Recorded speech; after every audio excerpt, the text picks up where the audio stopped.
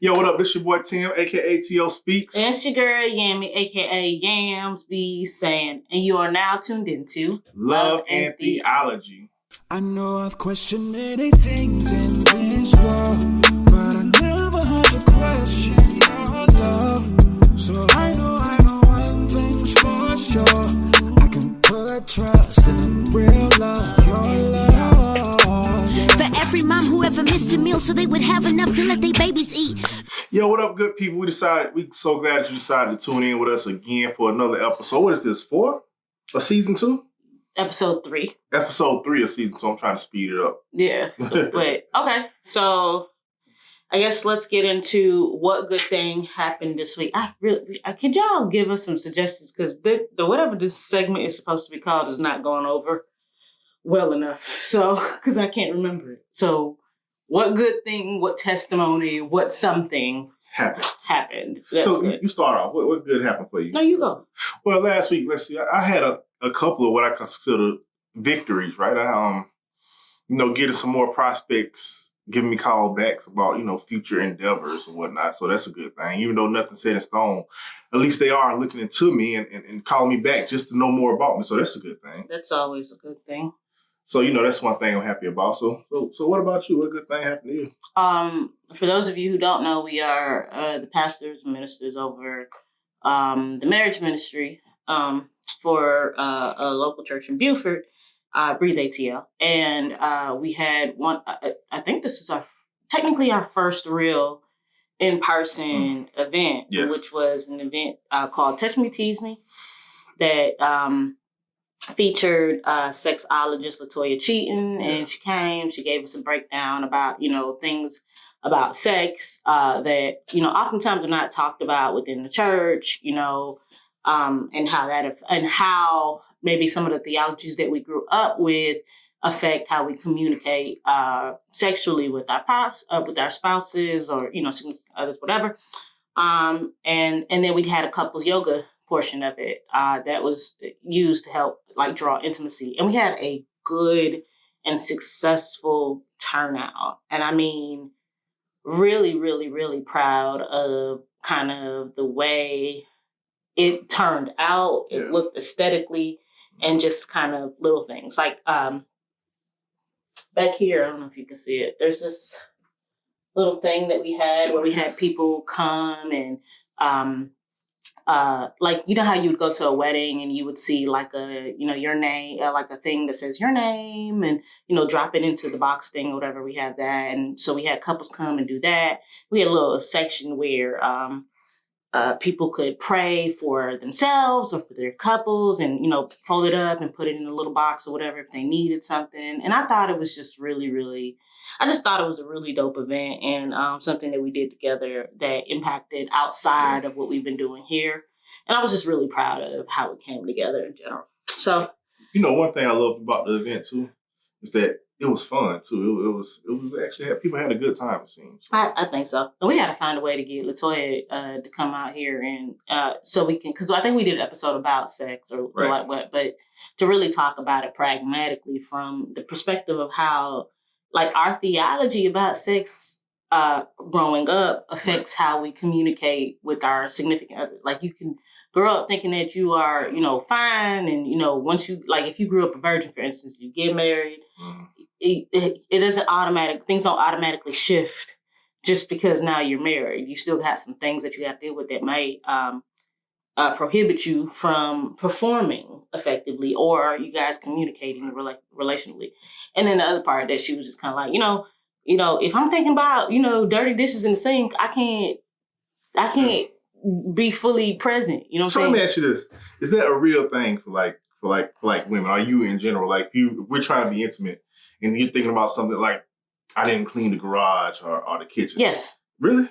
But you have to understand it from me. I remember when I was in college, I had a big paper that I needed to write, and my room was a mess. I literally had to clean my entire room so that I can think. One of the reasons why I'm probably kind of bat-ass crazy about keeping our house clean is because we have so many competing elements going on at the same time. Tabitha has her own stuff. Tabitha is our daughter, has her own stuff going on.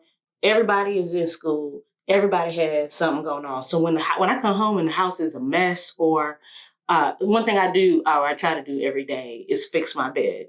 If like that kind of stuff makes me feel crazy inside, so I can't even do anything if I know our house is clean, right. much less be present with you sexually if I know that once we get off that bed, there's gonna be little crumbs on the floor. You know what I'm saying? And then once we get out the bed, one thing about Yami, she would get up and start cleaning.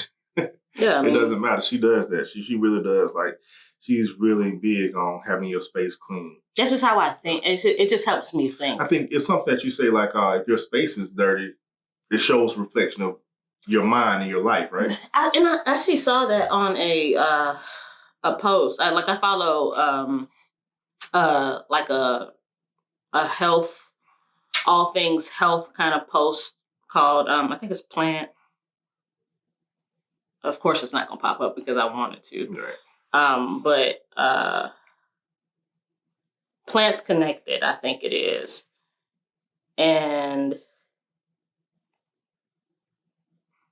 Well, it was a meme about like decluttering and things like that. Yeah, it was something, and I'm trying to look for it, but I don't think I'm gonna find it. But I'll say your home is an extension of your own energy. That is why practices like cleaning your home, rearranging furniture, organizing your closet, and getting rid of objects that are cluttering your space have a profound impact on your mind.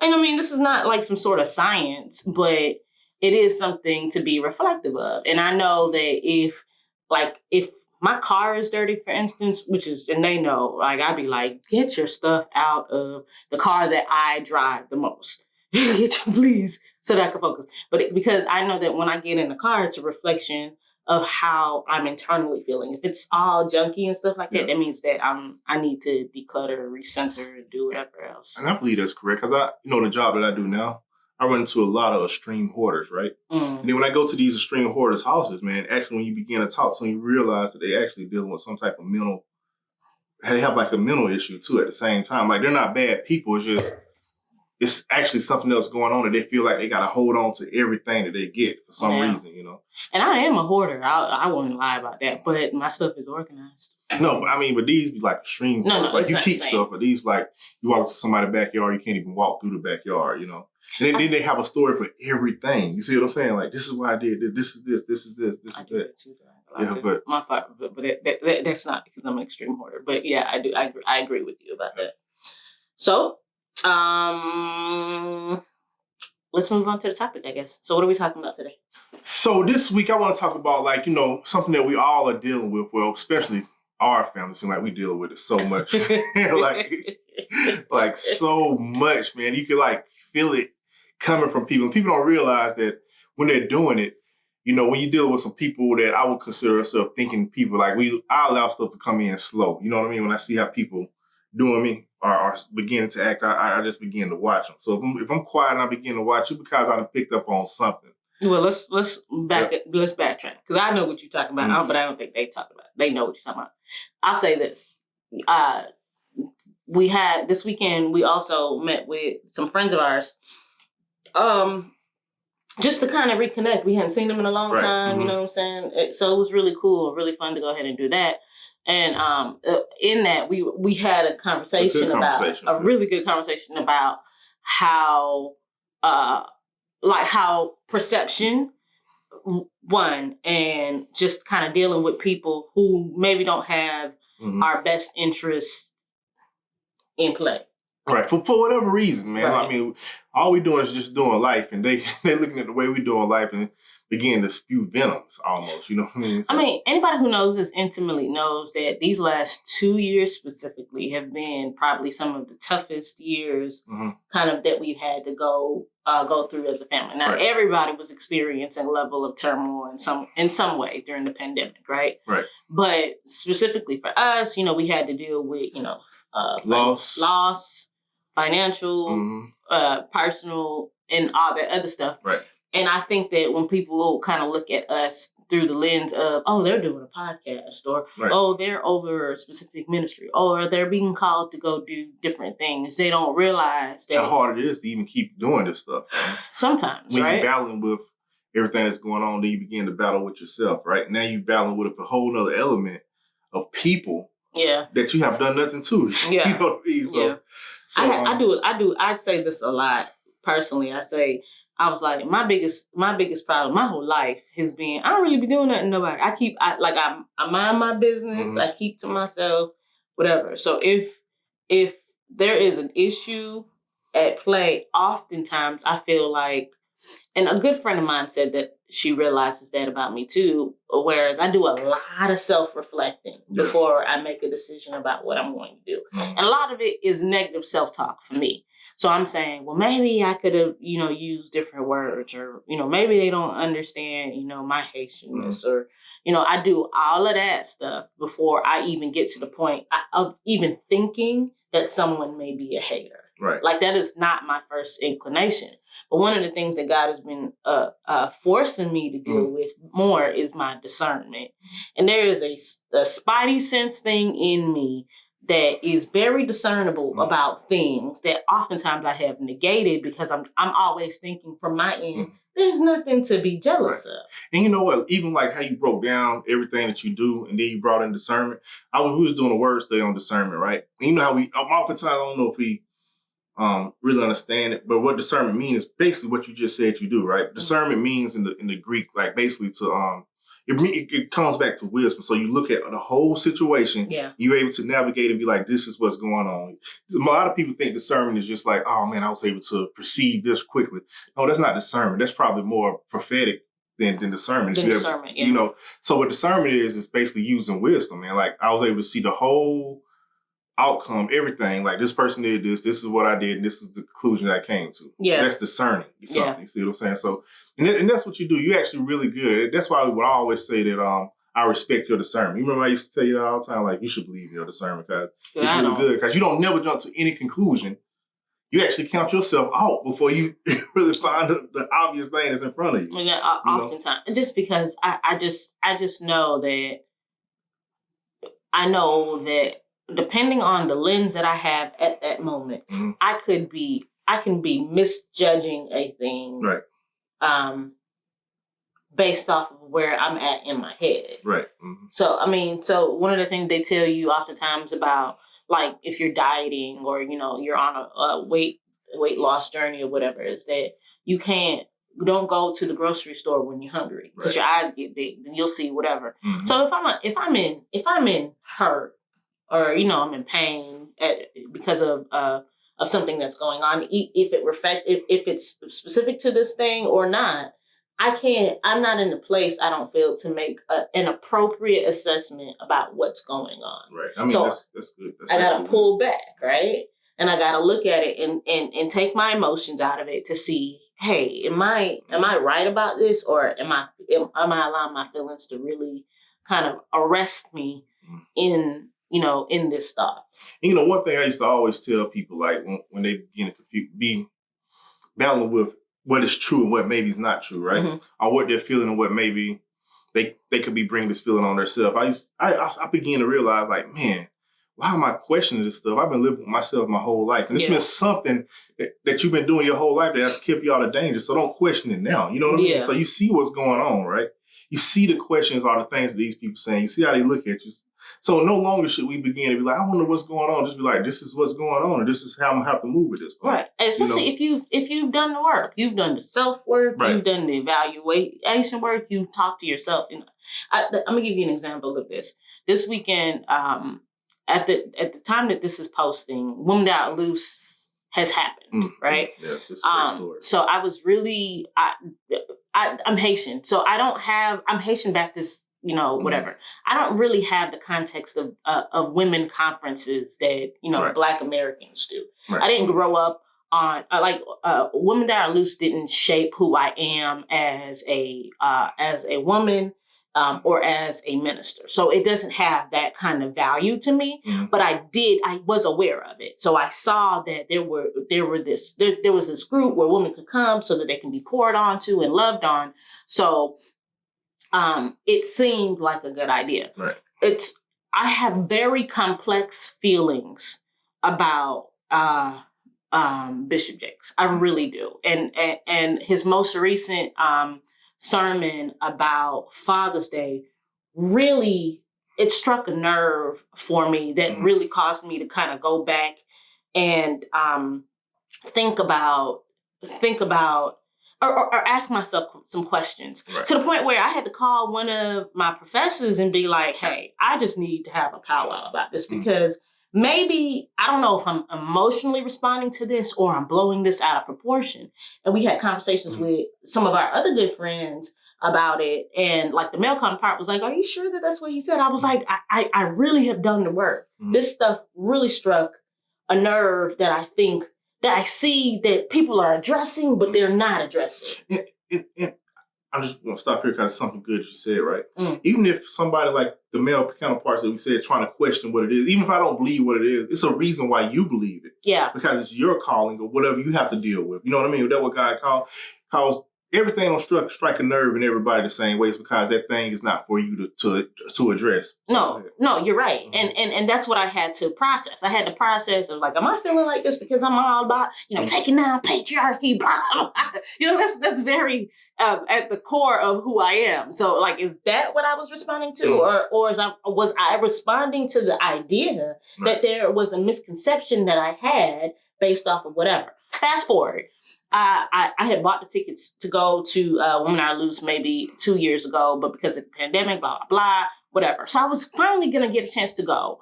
And at the last time, I was excited. And this happened. If you know my wife, you can understand. I was really excited because I was like, okay, now I'm going to get to see and feel and experience what, what people have been experiencing. But at the last minute, because of that, and because of just kind of where I am personally, I decided not to go. I didn't bash anybody who decided not to go. I had a blog that I was going to post about it, but I just paused on it because I was just kind of like, I just paused on it. But I was happy for anybody who chose to go, but I just made a determination not to go on myself. But one of the things that I saw was recently where Bishop Jakes passed the mantle, if you will, to his daughter, Sarah Jakes, right? Now, while I have complex feelings about Bishop, Sarah Jakes Roberts, I can say for real, spoke to who gave me, she's probably the first example of someone I saw in that space operating fully in who she was as a woman, wife, whatever, yes, but as a vessel for God. So I was really, really pleased to see that. But it goes back to kind of an episode that we have last season about being both and. That it's very possible those feelings that were projected from that specific Father's Day sermon were supposed to, do a certain thing, right? It's very possible. But it's also very possible that he also saw what he saw in his kid and knew that stuff was undeniable. I think the important part of what I'm trying to say is that for a very long time, I would have masked my discernment in saying that, well, maybe I was wrong and there was no way that I can be right. But the truth is, both of us can be. Right. And and when we go to on the subject matter of hating or discerning that people don't have your best interest in mind for them, right. Those two things can be true. Right. They could have very well wanted to have the best interest in you, and then they couldn't get out of the side of themselves and they decided to hate, or they could just be villainous. And then also there's another element that I could have possibly done something to them. I could have possibly done something that I'm not fully aware of. And everybody is not willing to have conversations about those. I'm going to tell you, it's this guy I work with, right? You remember G1, right? His name was G1. We used to call him G1. But one thing I love about him, even though he had his issues, a lot of, as we all do, but one time we was talking about like he is more westernized when it comes to Christianity. Like he believed that, if you're a Muslim, you're going to hell. That's what the Bible says, which I think is a misunderstanding of the word. You know what I mean? But But, I respect everybody's views. So one day we was having a conversation. He was bringing this stuff up. He was talking about Martin Luther King. One thing that Martin Luther King, he struggled with believing that Jesus was born of a virgin, right? So that was one thing that he struggled with, like believing that. He didn't struggle with Jesus or who it was, but he didn't struggle with what they call the Immaculate Conception, right? Yeah. So we was talking about that. So he bring me this literature on, and I really didn't care about it because I always look at the author. I knew that the author was a racist. You know what I mean, right? But anyway, so the next day when I didn't talk to him that whole day because I was actually writing a paper. I had a 10-page paper due the next day. So when I saw him the very next day after that, I go to him. I was like, "Hey, what's up?" First thing he did was, "Hey, man, do we got a problem?"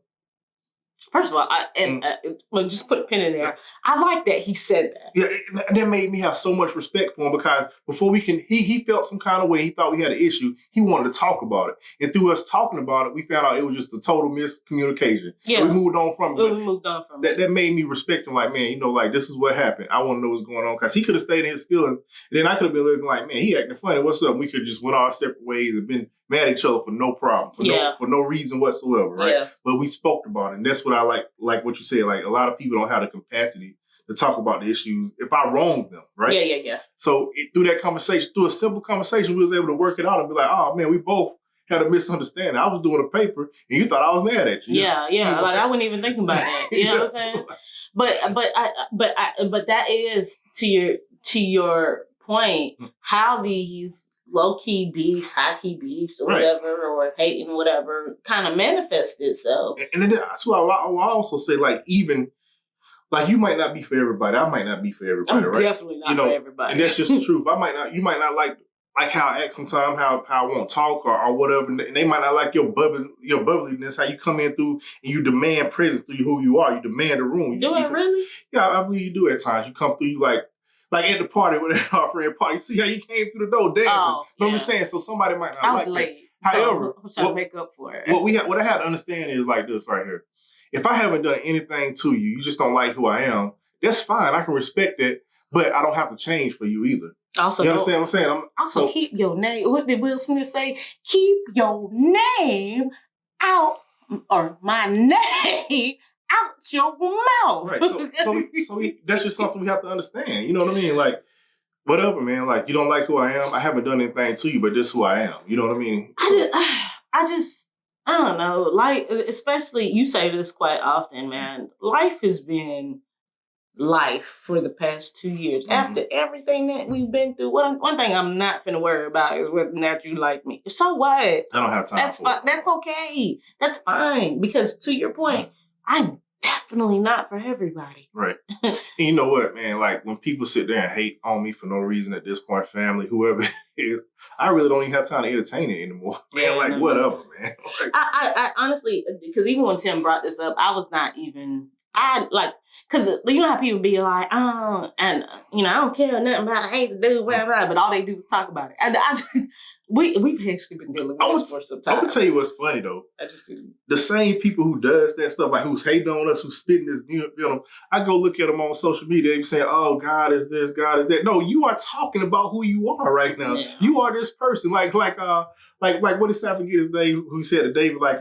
He said, "That's you." You know? Oh, Nathan. Prophet Nathan. Yeah. He began to ask David about how would he feel if a man killed animals, and he was like, "It's like, yeah, kill him to his dead." Whatever. Hey, you think that God cares more about an animal than he cares about human life? Yeah, you are that person. Right. No, but when Tim brought the subject matter, I was just kind of like, this. It seems so dumb to have to be like, how do we deal with a hater, blah, blah. And I low-key don't even want a title this sermon. But to be honest, the question is... whatever, I guess, with the title of this podcast. That's that preacher coming up. Yeah. That's what it is. But the question is, or the comment is that in life we will have adversaries, right? Have them, right? And that's and I mean to biblical proportions. You know what I'm saying? And the question now becomes, how do you deal with the fact that as a part of your journey? And I was actually listening to when Bishop Jakes was bestowing the mantle onto Sarah Jakes. He was like, life, this process is going to be lonely. Mm-hmm. You know what I'm saying? You're not going to have everybody behind you. They're going to call you this. They're going to call you that. They're, even in with respect to this podcast, for us, it's not as big as we are envisioning it to be. It can get better. We have things that we can improve, but to someone else, they're like, look at them over there. The question now becomes, when you hear about those things, because sometimes you will, and God will allow you to hear it by virtue of people that you're in community with, or audibly through the voice of God through your heart or your head.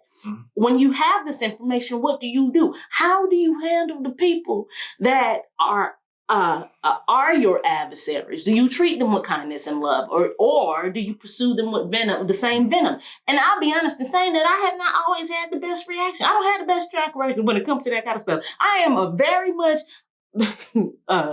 Misha always talk about, I use these fingers. I'm very much in your face like this. And too, like, one thing, like, I noticed about Jesus, we're using, like, Jesus as the model, right? Yeah. He had so many haters, right? Where Pharisees, Sadducees, they came at him.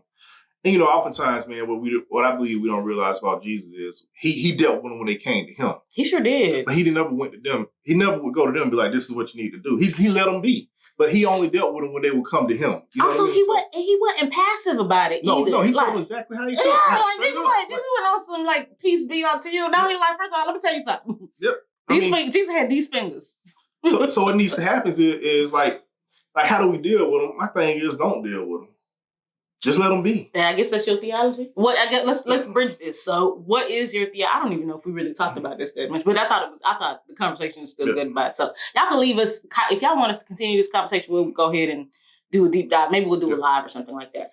But my theology is this, right? Yeah. You've been living with yourself your whole life, right? You know what's going on, so stop questioning what's going on, because it's a saying that I heard one time. This has nothing to do with it, but it does. That he who hesitates in war is lost, right? So therefore, don't spend time on wondering if this thing happened. You know what's going on, right? So also, just understand your discernment, believe in what you feel, and don't allow the enemy to get the upper hand on you. And what I'm saying is, not go and attack the person who's hurting you, but see it coming, see what's happening, so you know how to move. You understand what I'm saying? And then secondly, do what Jesus did, man. Don't even bother with it until they come to you. And when they come to you, you deal with it directly, and you kill the enemy right there. Not passively, not whatever. Yeah, right. I agree with that. And you just end it right there. But until they do that, you see it, but keep on moving. Don't even sweat it, man. Because you know what? We're going to spend so much time thinking about what people are doing or saying that we're going to miss our mark. And we can no longer miss the mark that God called on us. We got to keep moving towards the mark. The enemy's going to come. Roadblocks going to come. It's got to happen. Life is going to happen. It was a podcast that we was listening to yesterday, and she said this certain person did every bit of life. It was some way she said it that I love, man. But life is going to happen. You're going to experience everything that life has to throw at you, but life doesn't stop. So that's my theology. So what's your theology? My theology is that the Bible teaches us to do our best to live at peace with all men. And I think that's the goal, right? To do that. Right. But at the same token, we also have to take inventory of ourselves and see two thoughts. You do your best to live at peace with all men, yes. Also, all men are not supposed to be in your winner circle. So it's really important for us to understand that. And maybe this is the third point, because I'm a preacher, so I have to do 3 points. Also, I think when you have these moments where adversaries come up or conflict comes up between you and another person, it's important to do the self-work. Yeah. To really properly evaluate within yourself and with God if there is room, if there has been a wrong done, so that you can try to resolve it and be at peace with all men.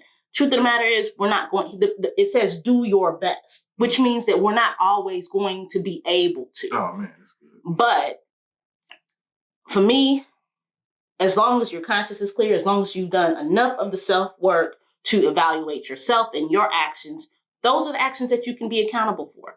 What you do. When we go to heaven, we're going to be accountable for what we have contributed.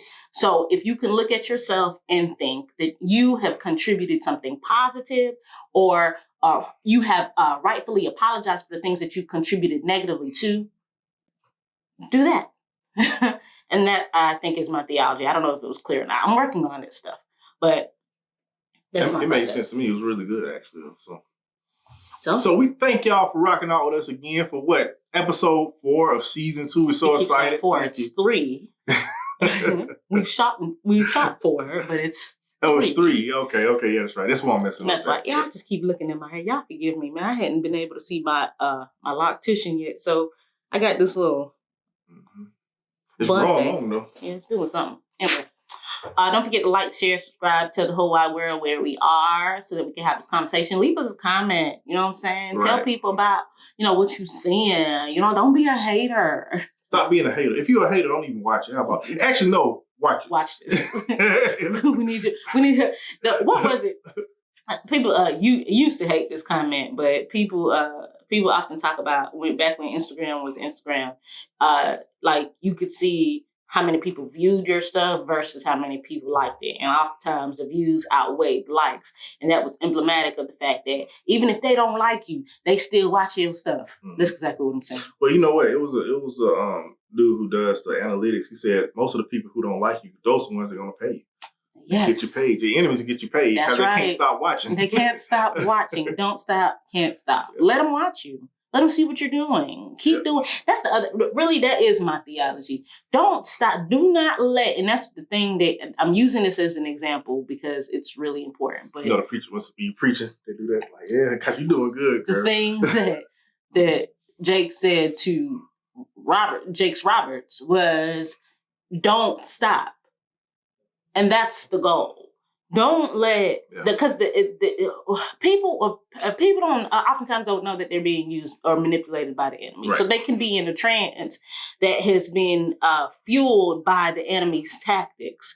And the goal though is to stop to steal, kill, and destroy. Oftentimes, what God has placed in you.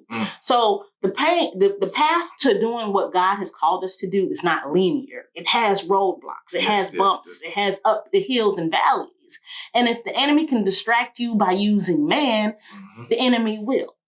So if you have an adversary, the idea is to figure out what is this adversary targeting. Right.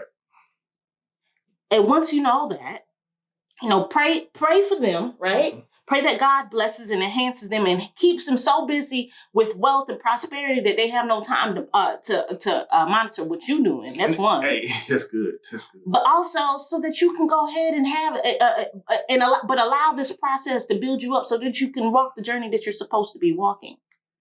And that's one thing you said. Like when we pray, they like pray for your enemies. We got people that pray against enemies and praying for enemies. Like stop praying against your enemies. Like God, stop praying against your enemies. Like God, I pray that you hold them where they are. No, we pray because the other. I'm sorry, I'm taking over what you said. Yeah, that's what you did. I apologize. Go ahead.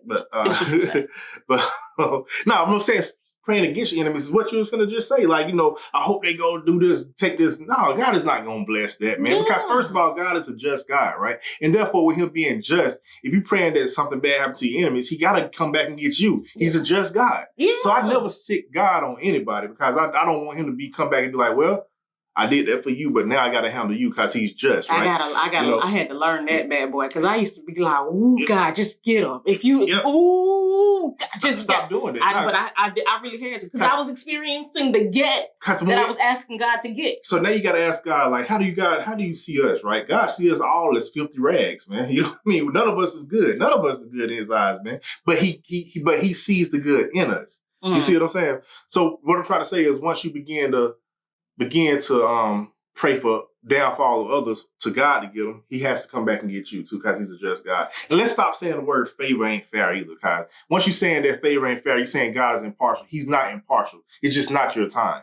You understand what I'm saying? Favor is fair. Well, the Saints ain't gonna stop. But I'm just saying, but we gotta stop saying it because now you're saying God is impartial. He's not impartial. You know what I mean? He doesn't like one more than the other. You understand what I'm saying? One might do more of the works than the other. You know what I mean? That manifests blessings. You understand what I'm saying? Yeah. But he's not impartial. I just don't believe that. You know what I mean? I honestly do believe that God loves me more than he loves you. So I wish that was a thing. You know what I mean? But what we got to do is start praying that our enemies get so many blessings that they don't have no time to focus on people that they don't like. Lord, saturate. I mean, that's the prayer. Saturate them so much they're so consumed with what goodness that you're doing in their lives that they ain't got time to speak ill against you. Right. Period, point blank. Yep. And that, honestly, these last 2 years, that has been, I've had to work on it, but that has been my prayer. Father, just cover them, Lord. Yep. And my journals are filled with, Lord, just cover them, because cover them so much, so richly, Lord God, that they seek you instead of seeking to harm anybody. And that goes for even people that I know who I was in community with, or I've been in community with, who were so angry about stuff that other people have done to them. Right. I'm like, nah, like, leave that. Yep. Leave that mentality, because all that do is make you sick. Make you, and I'm gonna tell you too, you're becoming this cyclical cycle too, man. Like with me, right? Every job that I keep getting, I keep going to the same issue. So you know what I had to realize? God keep putting me here because I keep responding to it the same exact way. Nothing changed, man. So I had to change the way I respond. I had to, man. So that God can go ahead and richly bless you. And then change your posture and your mentality. That stuff is good for you. Anyway, like, share, subscribe to the whole wide world, where you can find us here at the Love and Theology Podcast. Thank you so much for tuning in for yet another episode. Y'all have actually been watching this stuff, have been commenting. I've been seeing the subscriptions rise. If you're on Apple, if you're listening to us on Apple Podcasts, go ahead and rate this a 5 and leave us a comment so that we can become more discoverable, so that we can do things, do all the things that God has called us to do. Hey, and don't be the last one to jump on this, right? Because we coming, we moving up. So get on it now. Yeah. It's coming. It is coming. Let's do it. God bless you. God keep you. Love you. I guess we love you too. I know I've questioned many things in this world, but I never had to question your love. So I know one thing's for sure. I can put trust in a real love, your love. Yeah. For every mom who ever missed a meal so they would have enough to let their babies eat. Fathers who grind every day to provide more than good advice. Charlie Sheen, take it, everything you gotta take to bring the bacon home and put it on the table. You are not forgotten, legacies are made in our darkest hours. God is watching, keep your faith. Don't bend, don't fold, there's a lyric I quote. Tell me trouble don't last always. There's a Christ I know who revives the soul of the one who lose their way. Pursue the one who promised us a peace of mind. I tried to fly high on my choice of vice, but then I found Christ was the road to life. Many things in this world, but I never had to question